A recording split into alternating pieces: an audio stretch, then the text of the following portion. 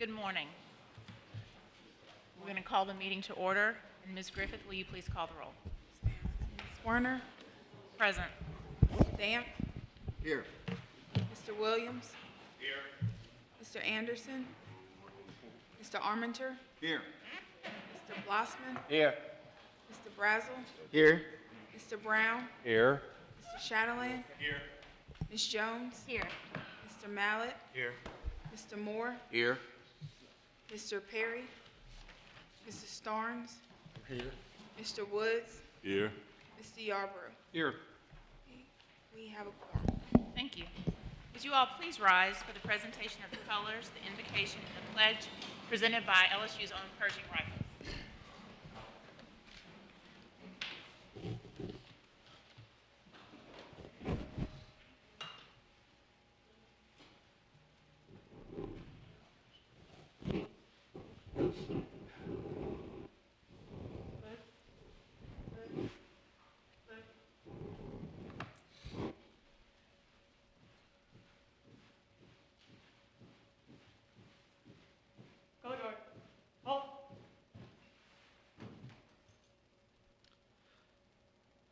Please rise for the invocation and remain standing for the Pledge of Allegiance.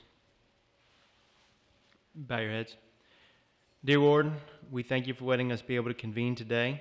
I thank you that everyone is gathered to discuss the status of ROTC on campus.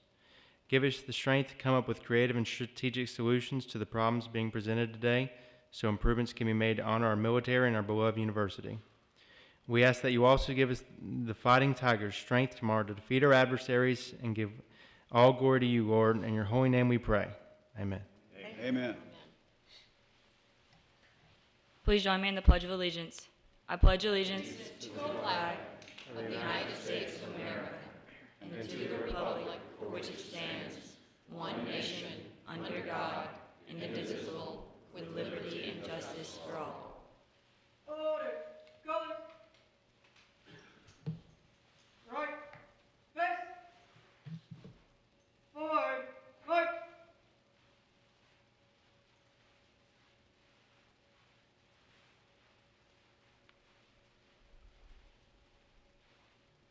Left.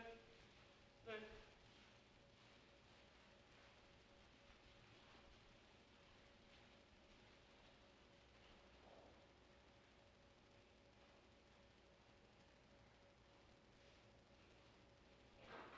Thank you. You can all be seated.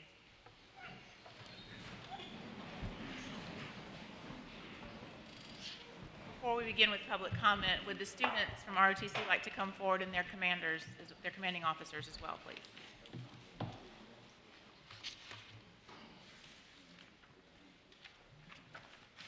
Welcome, Colonel Skaggs. Would you like to introduce yourself? Good morning, Madam Chairman. How are you?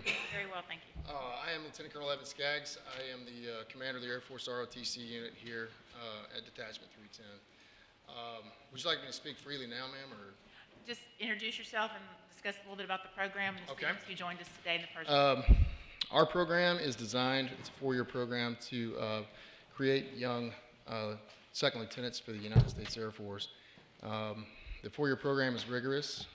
Each individual undergoes 4 years of academic training as well as leadership laboratory where they are taught the military aspects of the Air Force and the joint fighting. So in between their sophomore and junior year, they are sent out to Maxwell Air Force Base in Alabama where they get 2 weeks of rigorous training where they are evaluated to decide whether or not they can continue in the program. Each of them that do continue, they become part of the Professional Officer Corps. Once they enter their junior year, they are, their training is not just continued, it's ramped up. Each of them began to train the freshmen and sophomores, and those freshmen and sophomores learn from them under the supervision of me and my staff. These individuals, they are going to be future officers. Each of them, over the last 2 decades, the ones that have graduated from here have seen combat, every single one of them. The ones that you're going to see now, as you know what's going on around the globe, will as well. I double as the Corps Commander for all of the LSU Corps of Cadets. We have roughly 200 members right now. That used to be over 1,500 strong, and at one point was 3,000 strong. So I'm here today just to kind of advocate for our program, and I'll be discussing with you hopefully a little bit more, ma'am. That'll Thank you. be fun this morning. Thank you so much for being here. Lieutenant Colonel Ryan Carter from the United States Army is joining us also.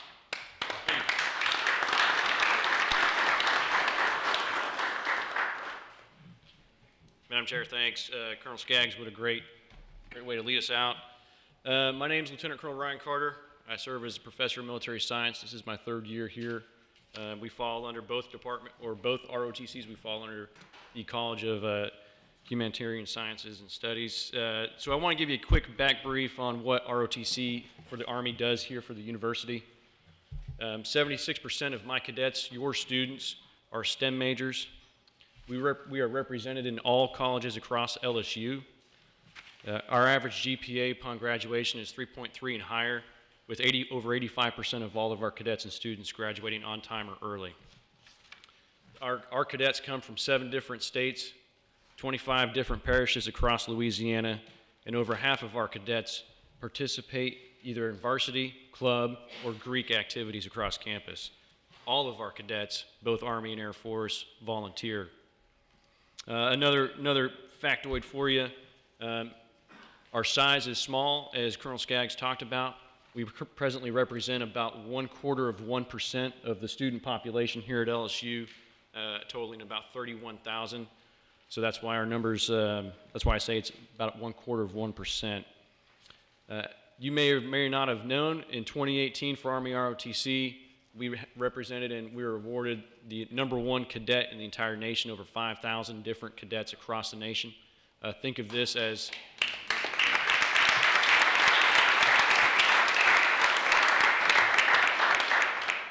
Think of this as the Heisman or national champion for ROTC across the 274 main campuses across the United States.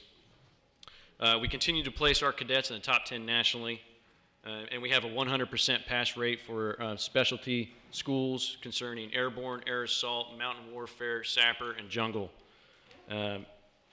What we continue to do for the community is we're one of the few organizations, both Army and Air Force, that we bring money to the fight in the form of scholarship monies. And we're looking forward to getting more and more students across the campus interested in ROTC so we can see our numbers go higher to where they're at right now. And again, thank you for the opportunity to come and speak before you all. And again, have a great, fantastic Friday. Thank you. Thank you.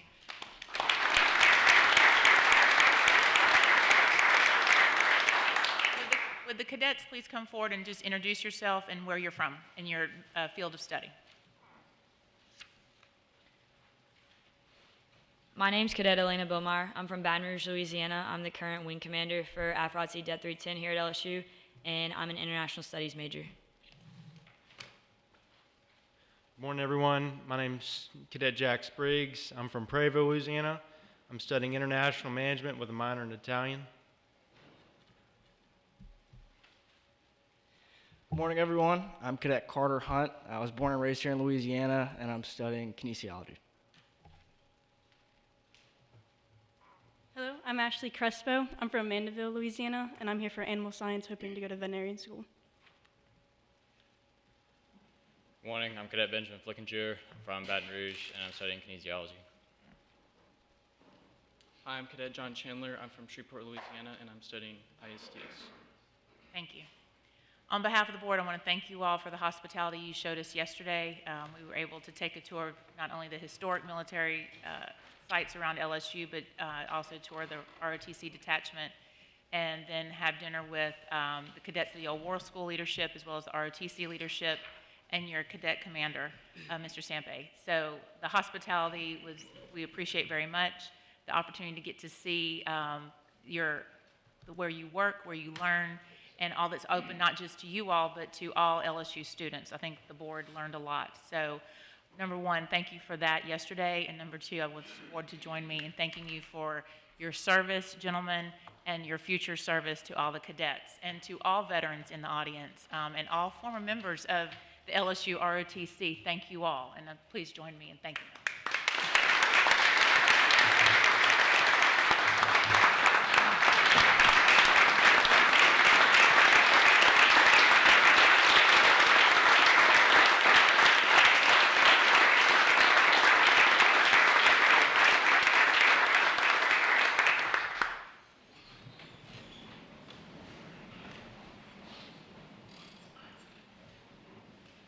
there is one individual registered for public comment. Ms. Griffith, who do we have for today? Mr. Stephen Kennedy to talk about charity redevelopment. Mr. Kennedy, would you please come forward?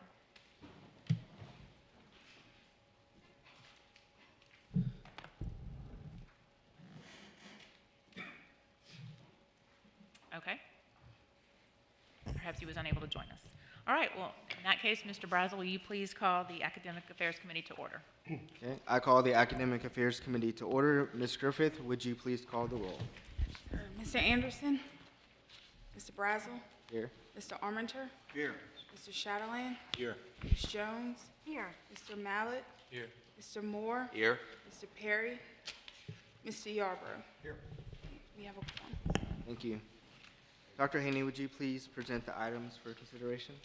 Thank you so much. I am excited with a really important number of items here before you. The first is for us to have a formal authorization to dispose of our library books, which we are required to do by statute.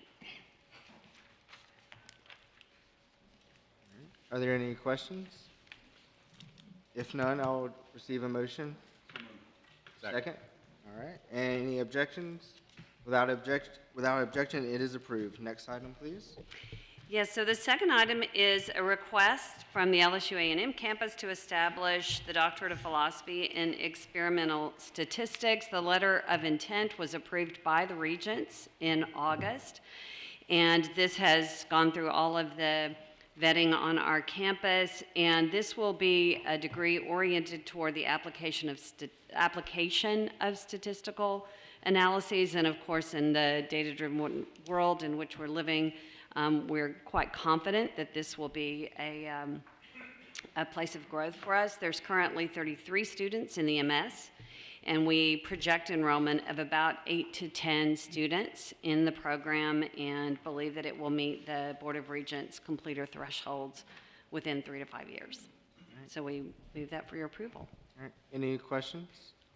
All right, I'll receive a motion. So moved. Second. Second. All right. Any objections? All right, it is passed. Next item, please.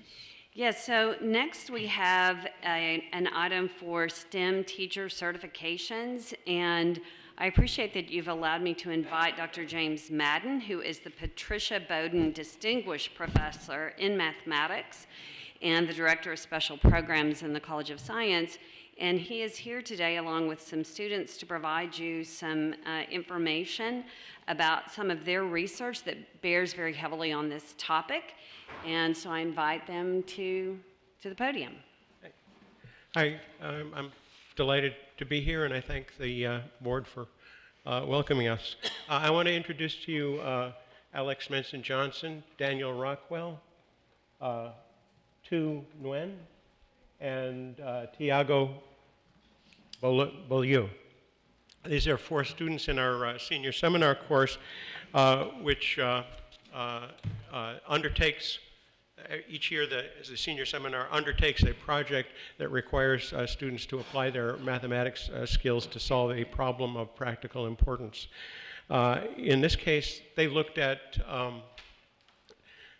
trends in STEM teacher production nationally in the state and at LSU, and I'm going to turn it over to them to talk about this. We're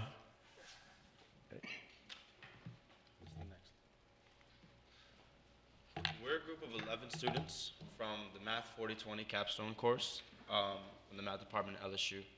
And our general purpose is to apply mathematical reasoning skills and software to real-life problems. And our goal this semester was to extract and display useful knowledge about STEM teacher production from a complex national data set. There are 3 types of teacher production. We have non-IHE-based alternative certification programs in Louisiana. We have the traditional teacher undergraduate program in Louisiana as well, and we also have the alternative IHE-based program in Louisiana as well. The U.S. Department of Education collects extensive data for K-12 teacher production in all 50 states. Our data analysis reveals a troubling downward trends in STEM-related teacher production on a national level, on a local level in our state of Louisiana, and at the school of LSU.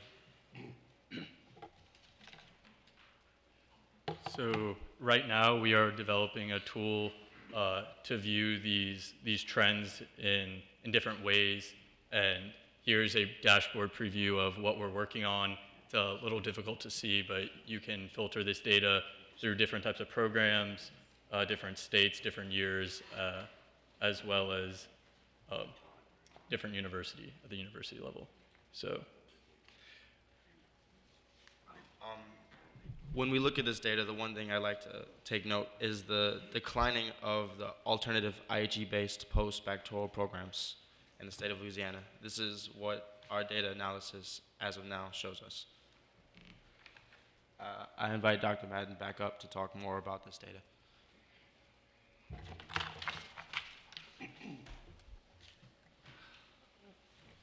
I think this sheet has been distributed. You probably have it in front of you. Yeah. So this is just a sample of the kind of data that our students are looking at, and this gives you a comparison of what's happening nationally and what's happening in Louisiana. The left-hand column shows you national trends, and in all cases you see a downward trend. That is, there are fewer and fewer teachers being produced over the years. One big difference between the United States as a whole and Louisiana, you see in the top two items. On the right-hand side, you see that alternative certification pathways in Louisiana play a much larger role in teacher production. Below those, you see the trends in math teacher production in Louisiana, and this is the second row right-hand figure. And in that figure, you see that beginning in 2014, there's a very steep decline in math teacher production. You also see a contraction in the production of teachers, math teachers, by alternative IHE-based pathways. And you see that the alternative non-IHE-based programs are taking up the slack. You see an even more severe decline in alternative IHE-based production in the very last figure on the lower right, where essentially production of chemistry and physics teachers has all but vanished in IHE-based pathways. So this is just some of the data that you can see in the Title II data. It takes a great deal of work to extract it and display it in this fashion, and this is what these students are working on. This is relevant to an item that is on your agenda right now for approval. The College of Human Sciences and Education is asking for approval of an alternative pathway for STEM teachers, which includes an option for computer science as well as the other sciences. I would point out to you that there was one thing that we didn't put on this piece of paper, that is how many computer science teachers have been prepared in the state over this period of time. I don't need a piece of paper to show you. I can hold up 2 fingers. That's the number in the last 7 years. Thank you for your time. I hope that in the future we're going to be increasing production in these important areas because they make a great difference for the future of our young people. Thank you very much. Thank you,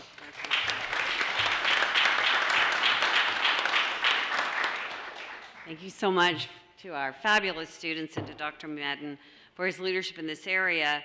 And with that, I present the item that will allow us to have an alternative certification pathway as well as a post-baccalaureate certificate to increase the number of especially middle and secondary school teachers in STEM fields. Thank you, Dr. Madden and students. Board members, are there any questions? All right, I'll receive a motion. So moved. Second? All right, and it is passed. Next item, please. Yes, so next we have a request from the LSU Health Sciences Center in Shreveport for conditional approval of the Louisiana Addiction Research Center. And I think we probably do not need to have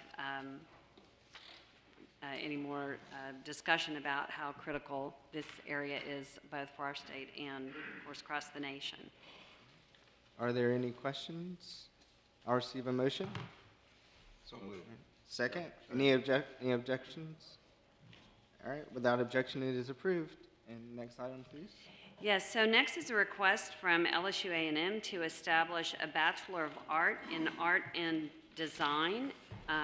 This will allow students who traditionally have been in the college in a preparatory courses before they're formally, through a competitive evaluation, formally added into the BFA. Those students still retain the interest in art. This would allow them to continue in that degree program, but build in those interdisciplinary connections. So for example, it may be digital art, or it could be art and marketing. So this would allow a much broader opportunity for those students to remain in their area of interest. And we suspect, given where those students are currently, that there would be probably 80 students within the first year of the adoption of this program. Is there any questions? All right, I'll receive a motion. So moved. Second. Second. All right, any objections? Without objection, it is approved. Next item, please. Yes, so next is a request from LSU A&M to establish a Bachelor of Science in Learning Experience Design and Innovation. This will be an online degree that is intended for individuals who are entering the marketplace either with industry, who are developing their own development programs for their and training programs for their employees, as well as individuals who are moving into the online space to help develop that. There are only a couple of other places in the country who offer this program. Currently only Texas Tech and University of Georgia have it, so we feel like this is going to be a space where we can have some impact, and we project within 5 years to have about 180 students in the program. Are there any questions? I'll receive a motion. So moved. Move. Second. Any objections? It is passed. Next item, please. Yes, so next we're excited on the LSU A&M campus to propose a School of Collaborative Academic Programs. This school will allow the university to propose truly cross-college interdisciplinary collaborative programs. Currently, the capacity for these types of programs to emerge is extremely limited, just given the infrastructure that we have, and yet we know the market is demanding more and more that we build these types of cross-college programs that are eliminating the siloed way in which we approach education. So for example, this would allow us to create programs in cybersecurity that could cross both sociology and what we need to know about human interaction, as well as the computer science component. This would allow us, for example, to create a program in forensics that would need a heavy science component, but would also need the psychology and the sociology, criminal justice components. And we know, again, that there's a lot of demand among our students. It will allow us to merge both those critical liberal arts skills with the technology skills that we know are demanded in the market. There are a handful of universities who are doing this. This is truly an innovative space for us, so we're excited about that. There are similar types of units at UTD, at Purdue, Arizona State University, University of Central Florida. This will allow us both to offer on-campus degree programs like this, as well as programs within our online space. This has had both faculty approval as well as approval and support among our deans who are anxious. This will be a new unit in which the faculty will be comprised from across the campus. It will not itself have any faculty tenured lines. And the program director will report up to 3 of our academic deans to ensure that we truly create that cross-college collaboration that has been, certainly this has been a conversation for about 4 or 5 years on the campus, so we're excited to move it forward. All right. Are there any questions? All right, I'll receive a motion. So moved. All right. So moved. No, I need a second. Second. All right. Any objections? It is approved. Next item. Yes, so there are a number of items today on the consent agenda, And we are requesting your approval for the continued authorization for the Leadership Development Institute, which was initially approved on a conditional 1 year, but it's gone on to do amazing things. There's also a request from the Health Science Center in Shreveport for the continued authorization of the Feist-Weiler Cancer Center of Excellence. We anticipate between $40 to $45 million in research support at that really critical center. And we are also requesting from the LSU Health Sciences Center continued authorization for the Center for Excellence for Arthritis and Rheumatology. It is the primary clinic for support, especially among indigents in that area. And request from the LSU Health Sciences Center in Shreveport for full approval of the Center for Brain Health. And we also have a number of naming opportunities that are before you today. And included in that are several areas within LSU athletic facilities, naming recognitions for the Bennett family, the Five families, Sandra Braddock, Gregory and Susie Price, and the Acadian ambulance team. And facilities within those naming opportunities include the Marucci Performance Center, the Michael Moore Performance Center, and the Football Operations Center. We also have nominations for naming of the renovation in the Memorial Tower. Our TAF, Tiger Athletic Foundation, has supported renovations, and the South Wing would be dedicated to them. Art Favre has also supported the Memorial Tower, and the North Wing would hold his name. And then we are also proposing that the Memorial Tower be named after William A. Brookshire and his substantial support for the renovation. In addition, on the consent agenda, we have a couple of scholarships from LSU Eunice, and I would like to ask Dr. Sorensen if she could provide a brief note about those. Thank you. I'm happy to do that.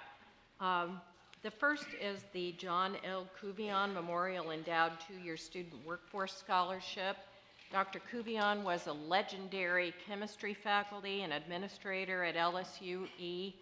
He is responsible for the beginning training of an untold number of Louisiana physicians, veterinarians, statewide CEOs in corporate work, from hospitals to electrical corporations to chemical plants. Many of them have contributed to him that he set the stage for their success. And as the legend has it, the word is that if you could pass Dr. Kuvion's OChem class, you had it made for everything else in your career. Preference is going to be given to students in STEM fields, in 4-year degrees, transfer students, or in the nursing and allied health field.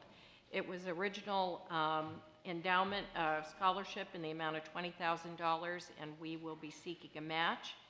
But just to illustrate one of my earlier points, the majority of the first $20,000 was provided by Mr. Bill and Elizabeth Fontenot, and he is the CEO of CLECO. The second scholarship is the Diane Lynn Lebe Scholarship. It was put together by her 3 daughters.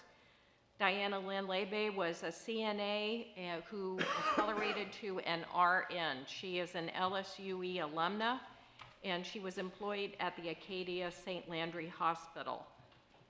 And so glad to report that her 3 daughters, Elizabeth Bergeron, Leslie Chandler, and Rachel Broussard, are the donors of this program. Elizabeth Bergeron's parents were LSUE alumni.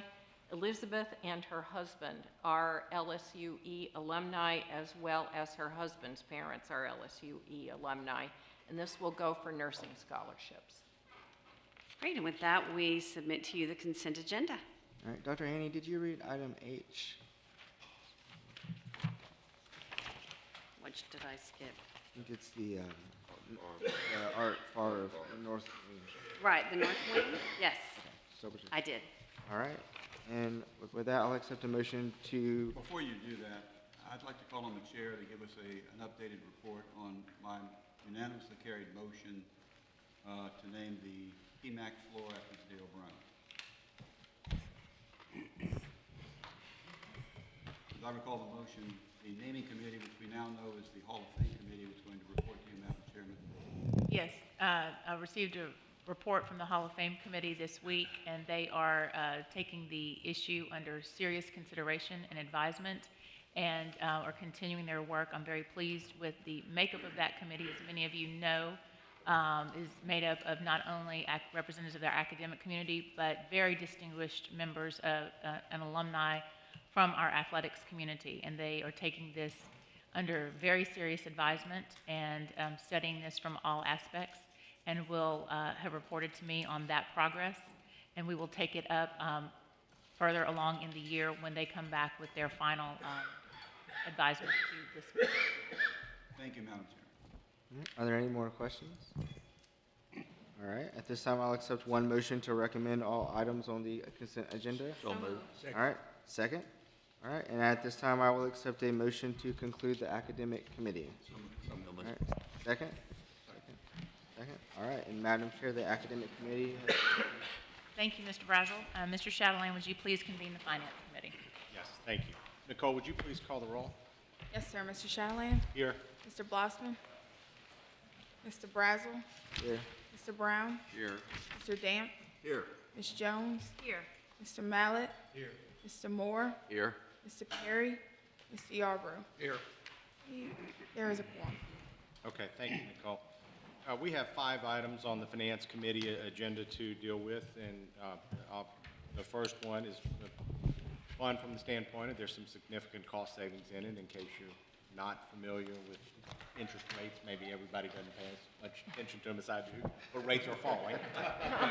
And so there is a process set up to make sure that we are looking at the indebtedness and looking for opportunities to refinance and save money. And so what is before you in item 1 would have the potential of saving about $8 million a year through the refinancing of some outstanding bond indebtedness. And so this would authorize us to pursue that. Dan, any comments you want to add to that?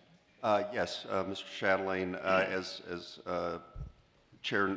committee chair notes, we have a very favorable interest rate environment right now makes it an opportune time to explore refinancing opportunities for outstanding debt. Our financial advisor, Raymond James, has identified 4 outstanding bond issuances that could be refunded at this time and generate significant savings. They were initially issued for a number of projects to benefit athletics, parking and transportation, student union, UREC, and residential life. We're seeking the authority at this time to issue refunding bonds at a level not to exceed $105 million. The exact amount will be determined at the time of sale. That will be depending on what the market conditions are at that time. But generally, the series is a series of bonds that we are, various series of bonds that we are seeking to refund were initially issued at interest rates around 5%, a little more or a little more in some cases. The total interest cost of the issuance that we're seeking to go forward with this year is about 3%. As Mr. Chatelain notes, this will generate annual savings of about $8.2 to $8.3 million. Those savings will accrue directly back to the units that are paying the debt service right now. Assuming that the board approves this request, the next step would be to go before the bond commission, the state bond commission, in November for their approval, and then seek closing on these bonds sometime in early December. So with that, I'd be happy to answer any questions. Any questions? Move for approval. Second. And a second. All in favor? Aye. Any opposed? All right, thank you. Next item on the agenda, item 2, we finish with one budget and start working on the next. And so this is a request to kind of approve the 2021 operating budget request. So Dan, if you'll cover that for us. Sure. As Mr. Chatelain notes, this is the first step in the FY 2021 operating budget development process. That fiscal year will begin on July 1st of 2020. Attachment 1 in the resolution presents the operational and expanded need requests that each LSU system campus has developed to put forward to the state for FY 2021 for additional state general fund support. The total system request is a little over $72 million in new state general fund dollars, which, if fully funded, would represent a 20% increase in our state general fund support. Overall, the top budget request themes, as you look through these, the various requests from the campuses, include 1, support for new and expanded instructional research or outreach programs. 2, support for general operating budget increases, such as those related to our mandated costs related to retirement and health insurance. And 3rd, we've talked about this quite a bit before, additional funding for faculty and staff salary increases. On this past Wednesday, the Board of Regents approved their FY 2021 budget request for all of Louisiana higher education, totaling about $156 million. The increase includes a number of components that are consistent with certainly the requests coming forward from the system campuses, ranging from faculty salary increases and support for mandated cost increases to additional funding for the TOPS program and GO grants. The next step in this process will be the development of the governor's budget recommendation, which will be presented to the legislature in early 2020 in advance of the regular session, which will begin the beginning of March. I'd be happy to answer any questions. Any questions? And this is just the start of the process, so thank you, Dan. Yep. Do I have a motion to approve? Motion. Have a motion. Second from Mr. Mallett. Any opposition? No opposition, it's approved. Item number 3 is a very nice project that would create what is called the Zebra House, which would be something similar to the Ronald McDonald House for a very specific purpose through the LSU Health Science Centers in New Orleans. So Dan, if you'll cover that for us, or Dr. Oley? Yes, LSU Health Foundation New Orleans is partnering with the Ochsner Medical Center in Kenner and the New Orleans neuroendocrine tumor specialists to create a 501c3 organization called the Zebra House Foundation. This foundation, as Mr. Chatelain notes, would provide a free home for up to 10 to 12 patients undergoing treatment for these sorts of tumors and also their caregivers. The Health Foundation New Orleans, assuming that the board would approve this request, would subsequently submit state and federal forms for the formation of this foundation. Ochsner and Kenner will donate the land for the facility, and fundraising will start to construct the new house. The board of directors for this foundation will have 2 LSU Health Science Center New Orleans and Health Foundation representatives, 2 Ochsner representatives, and 6 community or patient advocate representatives. The Zebra Foundation will have no employees and will contract with the Health Foundation New Orleans to operate and staff the facility. The current rough estimates for construction of this facility and its ongoing operation are $2 million and $300,000 respectively. And I'd ask Chancellor Oye if he has anything he'd like to add. No, I guess the most common question we get is, what is a zebra house? Why do they call it that? In medical school teaching, there's a common statement that when you hear hoofbeats, think about horses, don't think about zebras, because the common things occur commonly. Neuroendocrine tumors that are being treated at Ochsner specifically are very, very rare tumors. Most physicians have seen none or 1 or 2 in a lifetime. They're seeing over 30 new patients a month there. Their results are outstanding. Their survival of these patients treated through the LSU faculty is double the survival of anywhere else in the world. And the patients are the ones who actually call themselves the zebra patients, because they recognize that they have an unusual disease, but it's been well treated. This is the idea of the Zebra House is a place for the patients and their families, if they're coming from all over the country, to stay they need special dietary changes and so forth, and this would be an opportunity for them to do that together. Dr. Oye, what's the timing that y'all would hope to get this constructed by and open? The construction of the home, I think, would be 2 years. Okay. It's a great project. Questions? Move for approval. Second. Motion and a second. All in favor? Aye. Any opposed? All right, thank you.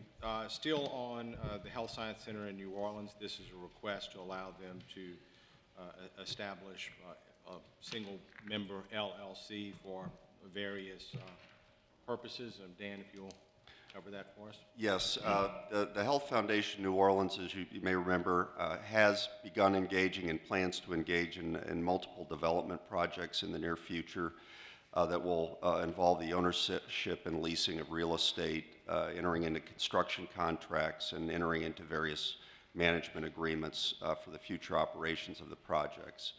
The approval of this request would help protect the core assets of the LSU Health Foundation from the liabilities and obligations of the various projects. The Health Foundation desires to create multiple subsidiary LLCs to house these assets and the operations of the projects. The LLCs will be direct and indirect subsidiaries with the Health Foundation as the sole member. Annual financial reporting and required disclosures for each of these entities would be consolidated within the Foundation's regular financial reporting and audited in the same manner and at the same level the Foundation is audited. 5 project-specific LLCs are initially contemplated. One is the Health Science Center, a Health Science Center student housing project, the Mariners Village development on the North Shore that was the donation which was accepted by the board earlier, 2 restaurants that have been opened on the first floor of the Foundation facility in New Orleans, and then the LSU Health Fitness Center in Federal City. Chancellor Oye, do you have anything you'd like to add? Now, we've had consultants with Adams and Reese who felt that this was the best way to safeguard the assets of a health foundation by putting some distance between the individual projects. As you know, with Charity being ready to be redeveloped, we have several properties around there that we would also like to do public-private partnerships through our foundation. This is just a safeguard. Question. Mr. Lozelle, these foundations, they're going to run under the new affiliate agreement? That's being proposed? No, these will be separate LLCs that will operate within the affiliation agreement that we currently have with the Health Foundation. And the Health Foundation affiliate agreement, is it the new one or is it the old one? Well, it's the one that's currently in place. They will, once the board adopts a new affiliation agreement, they and all of our other affiliates will be required to sign that. Okay. And that will, the agreement that we're talking about today will reflect the terms of the new affiliation agreement? Well, this is not This isn't an affiliation agreement. This is simply within their current approval. Once the board approves the new affiliation agreement, they will have to sign that, and so all of this will be under the terms of that. But this is just allowing an LLC to set up Yes. operations that fall under the current foundation. Yes, So there's and no the current no new affiliation affiliation agreement or no. But new they fall under the Yes. they fall under. Yes. Any other questions? Motion? So moved. Have a motion? Second. And a second. Any opposed? With no opposition, that passes. And the last item on the agenda, of course, last meeting or the meeting before, we heard an update on kind of our online programs and those efforts there. This item deals with the assessment structure for our online program, Dan. Yes, this is a renewal of the existing authority within the context, kind of the changed context since this was originally passed in 2013. And in 2013, the board's approval was based on a market analysis that had been done at that time, which provided that all of the online was handled by an outside vendor, Academic Partnerships, and there were also some existing limitations in state law with with regard to pricing. Since 2013, the arrangement with the vendor partner has changed significantly in that LSU, LSUA, and LSUE brought their online programs in-house under the management and direction of Sasha Thackerberry. And the law was further made flexible to allow management boards to set prices for all online programs. The approval is not going to change anything functionally from what's occurring now. It only reaffirms the board's original approval and recognizes the change and the changing variables since then. I might ask Provost Haney if she has anything she'd like to add. I'm good. You might just explain, because we know we are constrained in what we can do in tuition and, on traditional courses, but online is handled differently. Yes, under state law, the management boards have approval to approve the tuition fee structure without seeking legislative approval for those courses that are offered 100% online. Any changes there? So right now, we're not contemplating any changes. This is just clearing up. Yeah, it's just clear. It's essentially an administrative cleanup, recognizing the changes that have taken place since 2013. Just a point to add about online. There are no state boundaries in online learning, so the marketplace really dictates what programs at what levels. There's no in-state, out-of-state, because that's kind of how the whole that's how online education operates. So the flexibility to be able to ebb and flow with what's going on in the marketplace by program or by certificate is absolutely essential to the success of each and every one of these educational programs. But the marketplace really is the world, and it's not an in-state institution, it's not an out-of-state institution. It's everybody out there trying to put the best program together for the right price that's not overpriced and or underpriced. Questions? Not would entertain a motion to approve. So moved. Have a motion and a second. All in favor? Aye. Any opposed? That concludes the work of the Finance Committee. Unless there is any opposition, we will adjourn. Madam Chairman. Thank you, Mr. Chatelain. Ms. Jones, would you please call your committee to order? Thank you, Madam Chair. Ms. Griffith, please call roll. Yes, ma'am. Ms. Jones? Here. Mr. Williams? Here. Mr. Anderson? Mr. Armenter? Here. Mr. Blossman? Here. Mr. Brazel? Here. Mr. Brown? Here. Mr. Damp? Mrs. Starnes? Here. Mr. Woods? Here. We have 4. Thank you, Ms. Griffith. At this time, I ask that Dan Lazell please present the request. There is one item on the Athletic Committee agenda. It is a request to extend the contract of Dennis Shaver, who is the head track and field and cross-country coach at LSU. The current contract expires at the end of August of 2021. The proposed contract would be extended to August 31 of 2024. Coach Shaver, as you may know, has been at LSU for 25 years. He's been head coach for 16 years. During his tenure, he's won a national championship and a total of 8 SEC team titles. He's coached a number of individual champions at the NCAA level, as well as a number of Olympians, and his athletes have done very well in the classroom. This agreement would extend his contract through August of 2024 and would with his compensation package would put him in the top half of the conference and top 10 nationally in total compensation. Thank you, Dan. Before I entertain any questions, I'd like to just give some more quick highlights on Coach Shaver's contributions to LSU in his career. Coach Shaver is entering his 25th year at LSU and his 16th as head coach of the LSU track and field program. Coach Shaver has won a national championship and a total of 8 SEC team titles during his head coaching tenure at LSU. In 2019, LSU claimed a total of 5 individual national championships and won the men's SEC outdoor championship for the first time since 1990. In addition to the men's team championship, he was also named the 2019 SEC Men's Coach of the Year. He has now been named the SEC Coach of the Year 7 times and has been recognized as the National Coach of the Year twice. Coach Shaver's athletes have won 68 NCAA event titles and 173 SEC event titles. His athletes have earned 581 All-American honors during his 37 years of coaching, and he has coached 26 Olympians. In the classroom, his program has garnered 446 SEC academic honor roll selections. The proposed agreement would extend Coach Shaver's contract through August of 2024 and put him in the top half of the conference and top 10 nationally in total comp. So with that, I'll entertain any questions.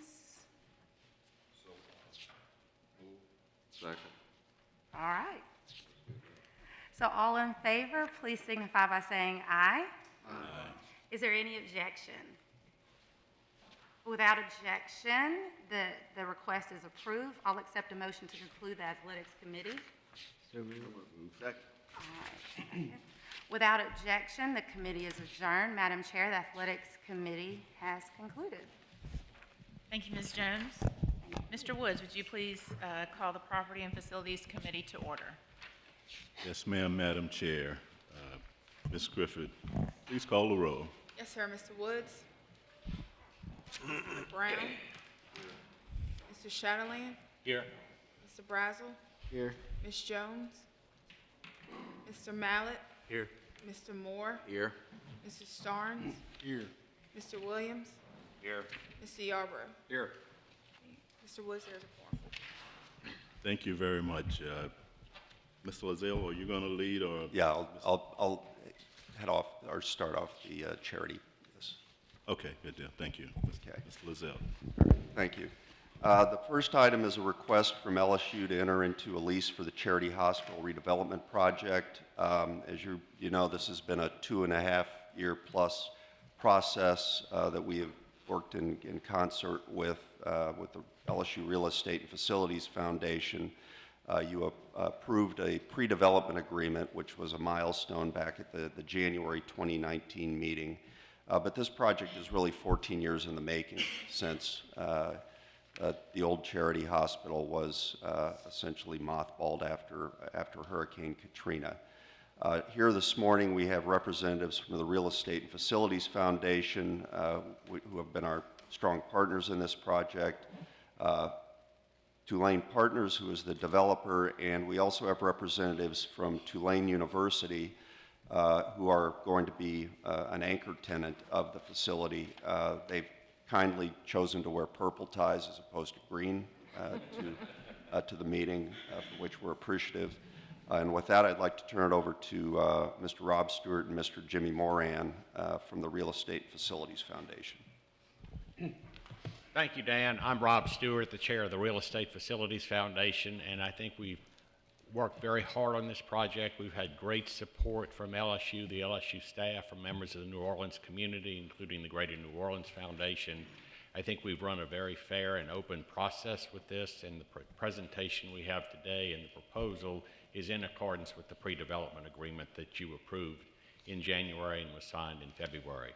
So with that, I'd like to turn it over to my colleague on the Real Estate Facilities Foundation, its founding chairman, Jimmy Moran.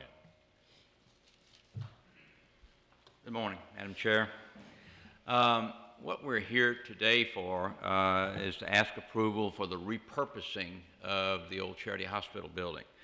And we're doing that in conjunction with a private developer, 1532 Partners. As mentioned earlier, the major anchor tenant that they've secured is Tulane University, who will be putting housing for their medical students, as well as a good bit of back office into this building, probably taking 40 to 50% of it at the end of the day. You know, when you guys gave us the stick to go to work on this to see if we could get Charity repurposed, that was 2.5 years ago. We immediately hired the Urban Land Institute and brought in one of their advisory panels.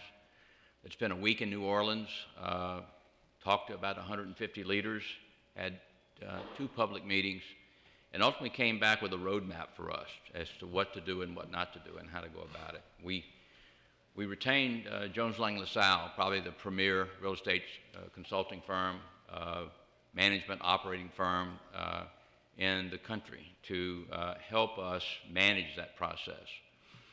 We appointed about a 15-man project management committee made up of LSU Health Science Center folks, LSU Baton Rouge folks, and Real Estate Foundation folks, together with some civic leaders, business leaders in New Orleans.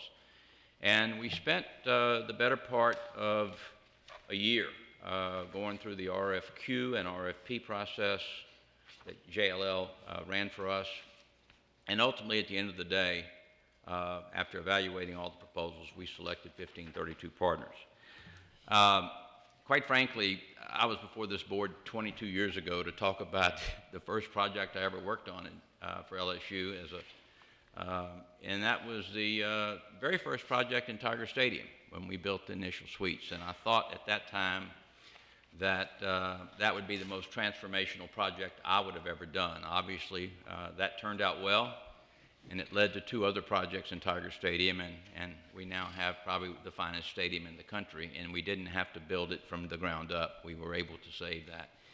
Charity is very much the same as a transformational project. This is a historic building, a great history to it. It is at the heart of the medical district. It is the largest building in the medical district. And quite frankly, since Katrina, the medical district has suffered somewhat because we've struggled in finding the way to repurpose this building. We think we've got a great developer, a great leader, and I think that this project of Charity that'll take several years to get built and open is going to be as transformational for the medical district as our first project in Tiger Stadium over 20 years ago. I think it's going to change the nature of things. So that's where we are. I'd like to call on Chris Roth with JLL to make a brief presentation to you in terms of what they led us through and kind of how we got where we are. So, Chris?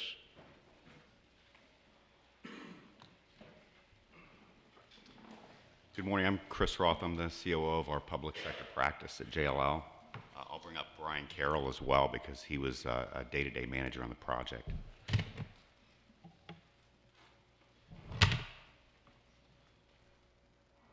So as Jimmy mentioned, ULI really set the baseline in their study and research project and contacting so many stakeholders. By the baseline, I mean they gave us principles to follow. It wasn't prescriptive, but it was very helpful. They reached out to, I believe, over 70, maybe 100 different people in the community. We were hired after the ULI study.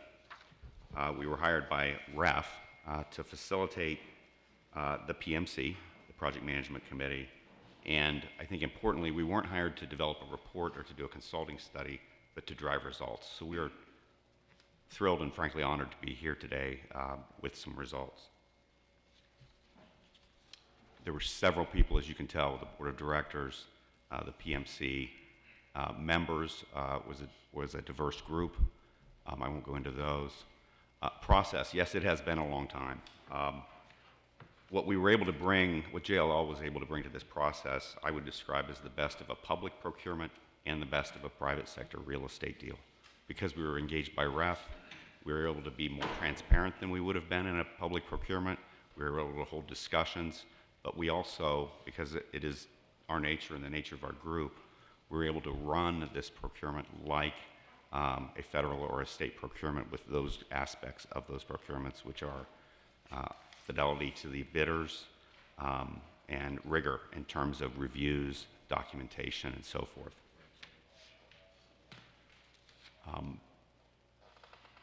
As was said, you all approved the project development agreement on January 19th.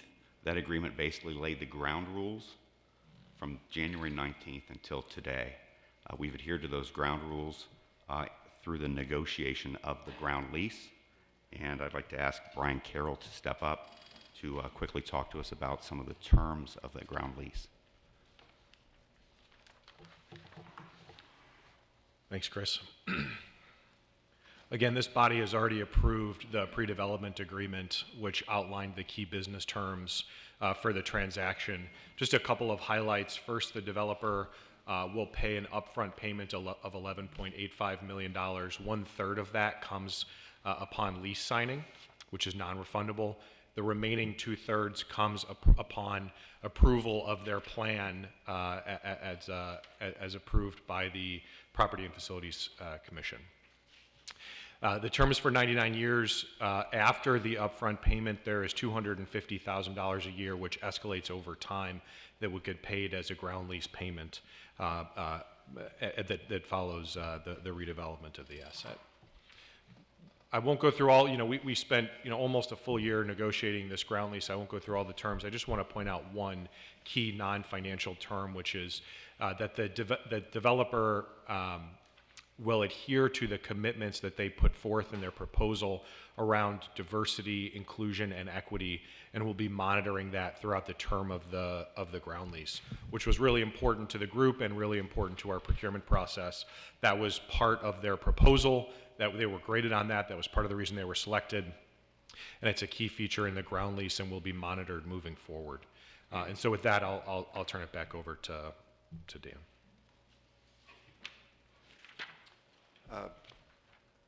Would be, again, as mentioned, we have representatives from Tulane Partners here, the developer. If you have specific questions, again, in addition to our partners at the Real Estate Facilities Foundation and JLL. So with that, I would ask if anybody has any questions. What was the thought behind the lease term?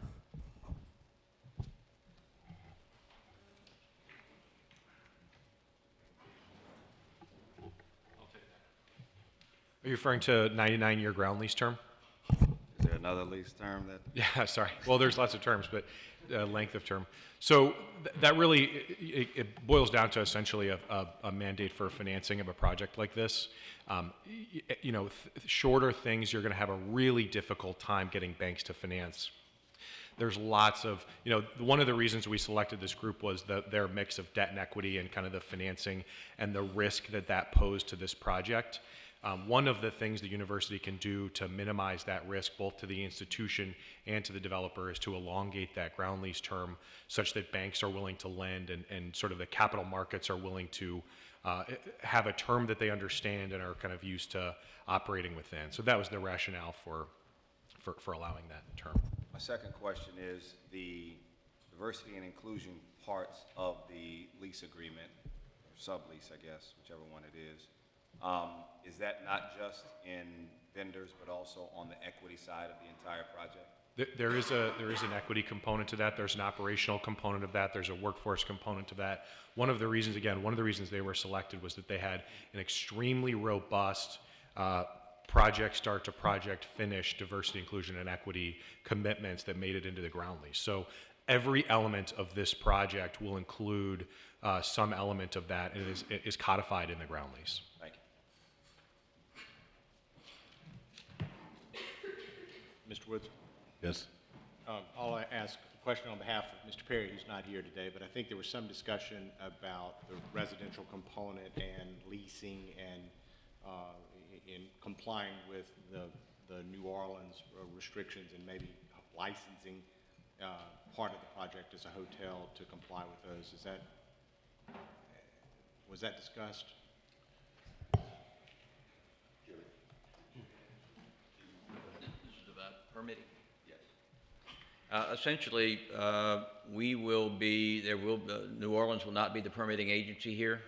It will be the state of Louisiana, as it is with all state buildings, and that's been worked through. And the state has decided, and LSU's decided, to bring in a private consultant to actually be the plans reviewer for code compliance and whatever. And I'm sorry, I'm not being real clear here. Stephen and I know and I were talking, and I think it has to do with some of the residential units being available, like through VRBO and things like that. And there was some discussion there about making sure that we were complying with hotel licenses and things in New Orleans. Yeah, that question came up with regard to the residential component of here, because there's one of the potential tenants in here is in that business, both on the hotel side as well as on the B&B side. We've confirmed, and the developers confirmed to us, that if that deal is done, that they will have to apply for a hotel license in the city of New Orleans, pay all of the various fees associated with that, and taxes that are associated with that. So we've confirmed that if there is a component like that, it will fully comply with the hotel and motel rules in New Orleans. Okay, thank you. And that is a controversial issue right now in New Orleans right now with regard to Airbnb and some of these other folks, and who pays that hotel and motel tax and who doesn't. In this building, they will actually have to get a hotel motel license in New Orleans to be able to participate. Okay. Thank you all for the work that y'all are doing. It's great progress. Mr. Yarborough. Yes. I would just like to say that this is a huge project, and it's extremely important to the entire state, but very important to New Orleans and to LSU and to Tulane. And I couldn't be happier that we had two who I consider very honorable and knowledgeable individuals who took this project on for us, Mr. Moran, Mr. Stewart, and of course all the other people in our LSU facilities people. Thank you very much. I think it's been professionally processed, and I also think it's perfect that we have Tulane University coming in as a significant partner, committed to this. I mean, if you think about the long-term collaborative history our two universities have had and what that building means to all of us, it's iconic. I learned that a few years ago, getting a little bit involved in some things down there, and it's iconic. And it's like, I think it's the most important building in the city of New Orleans. And to have Tulane at the table in such a significant manner, I think is fantastic. And thank you all for doing that. And again, I'm very pleased, Mr. Chairman. I think you've done a great job putting this together. Thank you, Mr. Brown. I'd like to second what Mr. Yarborough said, and this has a potential of being a catalyst for great things to happen in the medical district, and we're looking forward to a successful project. It also, and I want to thank Mr. Moran and his leadership for 3 years or so of work on getting this to fruition. There are other buildings that are on this property that will hopefully have a good potential for development that this anchor building will help promote. Have there been any commitments on those other buildings to this developer or any other developer? Well, in fact, the medical district is littered with empty buildings. LSU has 3 or 4 more of themselves. This project has no influence on any other building other than charity. That's it. What will happen, however, is I believe you'll see over the coming months the other buildings that LSU Health has to repurpose in some way, shape, or form are going to come forward. The development community is all over this project, subject to charity being done and this major investment in charity. So you're going to see the medical district blossom, and that also means some of the buildings that we want to repurpose are going to be available for repurposing. Those will be separate transactions. They'll be brought up in a totally separate way, but clearly you're going to be seeing several more LSU buildings in the medical district coming before you in the months ahead. Mr. Dam, please. I want to echo some of the thoughts that were previously expressed and just thank Jimmy and Rob and your team. I mean, LSU is so appreciative of how hard you guys have worked on this, and volunteers for LSU are part of what makes LSU so special. So again, I wanted to thank you guys. Y'all done a tremendous amount of work, and it's very much appreciated. Thank you, Mr. Chairman. Madam Chair. Because we can't have too many thank yous, but I do want to echo all the sentiments that have already been expressed, and thank you all. Jimmy, you and I have now had the chance to work together over the last few months on this, and continued our work with Dan and Tony, Rob, you as well, and it's been a process that hasn't been without its bumps in the road. As something of this significance, we would expect it to be, but I want to thank you all for the diligence in working with all of us in considering all of our concerns and issues as we represent the university. You all have done a tremendous job, and I'm very pleased that we're going to be able to put this back in commerce for not only the city of New Orleans, but the medical district, and for the state of Louisiana. It's been a long time coming, and I think it's another tremendous mark on the recovery from the devastation of Hurricane Katrina and how we continue to, LSU has a footprint in moving the city forward. So thank you all.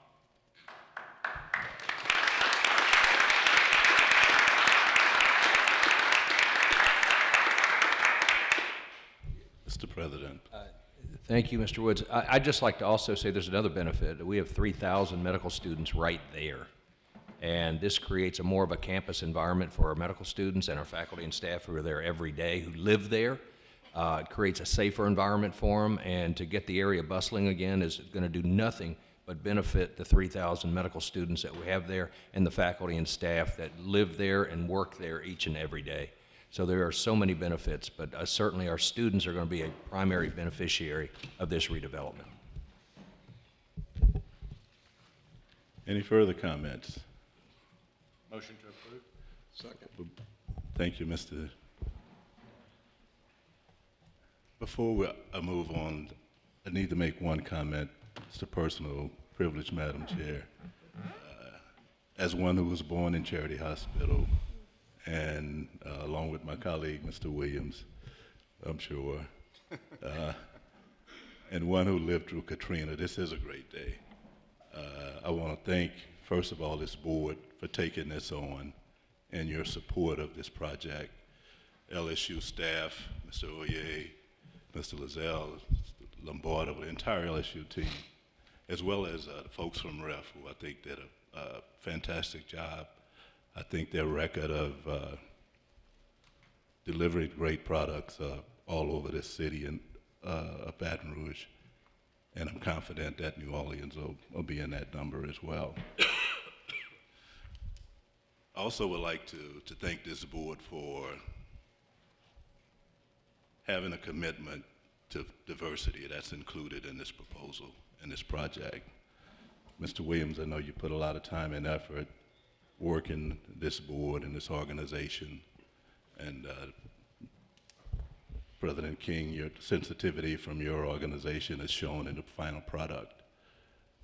I think it's a huge step for New Orleans in a lot of ways. I think the potential of this project to transform the city on many levels, including social, economic, is tremendous. So it's a great day for me personally as a member of this board, and I want to thank each and every member of this board for your support on that, and this team. Having said that, if there are no further questions, I move adoption. So moved. Moved and second. Any other questions? Thank you very much. Mr. Lombardo, you're going to take the next item for us. Thank you, Mr. Woods.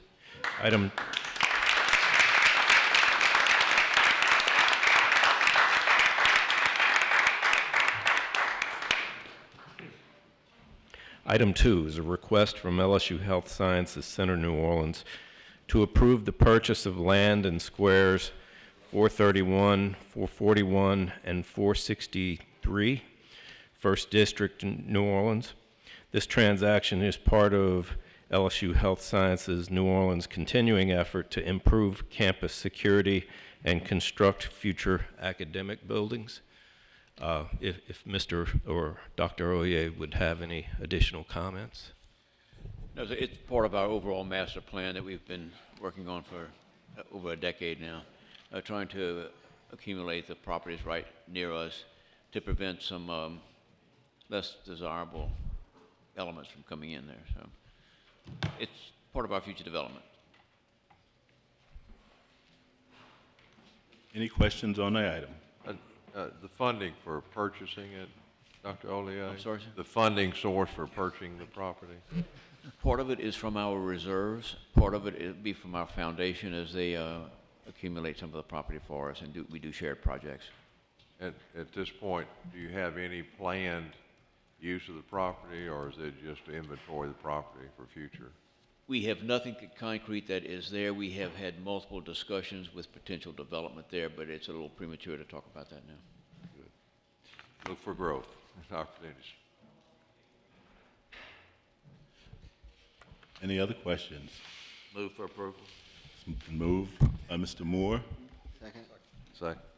second by Mr. Shanley. Any objections? Hearing none, so moved. Item number 4, request from LSU A&M to lease space in Jesse Coates Hall to the Real Estate and Facilities Foundation for construction of biology labs. Due to LSU's recent enrollment growth, there is an urgent need to construct additional biology lab facilities to accommodate the increasing number of students enrolled in many different majors who are required to take biological science labs. Specifically, these new labs must be completed and ready for use by the beginning of fall 2020 semester in order to accommodate continue LSU's enrollment growth. Thank you. Any questions? I'd like to make a comment. I got to tour the facility, and I think that it's a real good use of the space, and they have a very good plan to build it out. So I think that's, I want to commend you for putting this together and making it soon available for our students. Thank you, Mr. Brown. Any other questions? A motion to approve. Second. Moved by Mr. Yarborough, second by Mr. Brown. Hearing any objections? None, so moved. Next item, Mr. Lombardo. Item number 5 is a request from LSU A&M to enter into a lease with Tiger Athletic Foundation for replacement of synthetic turf and construction of related improvements at the Charles McClendon Outdoor Practice Facility. The practice facility has 4 outdoor practice fields. 1 field has synthetic turf, while the other 3 have natural grass. Field 3, which is the synthetic turf field, was installed in the spring of 2009 by TAF and LSU's request with the board. The useful life of that field is now at end, and this project is to replace that field. Thank you. Any questions? Is there a motion to recommend the proposal as presented? So moved. Moved by Ms. Shanley, second by Mr. Brown. Any objections? Hearing none, so moved. Madam Chair, I think this concludes the business of this committee. Thank you. Thank you, Mr. Woods. Thank you. At this time, this concludes our committee meetings for today. We're going to come back to order into the regular meeting at this time. Ms. Griffith, will you please call the roll?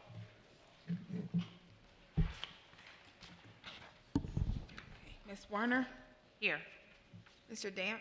Here. Mr. Williams? Here. Mr. Anderson? Mr. Arminger? Here. Mr. Blossman? Here. Mr. Brazel? Here. Mr. Brown? Mr. Shadowland? Here. Ms. Jones? Here. Mr. Mallett? Here. Mr. Moore? Here. Mr. Perry? Mr. Starnes? Here. Mr. Woods? Here. Mr. Yarborough? Here. Ms. Quorum. Thank you. First item for our approval are the minutes of the board meeting held on September 12th and September 13th, as well as the affiliated organization oversight committee meeting held on August 2nd. Those minutes were all previously provided. Do we have any questions on the minutes this time? No questions. It's been moved and seconded. Any opposition? Without opposition, the minutes are approved.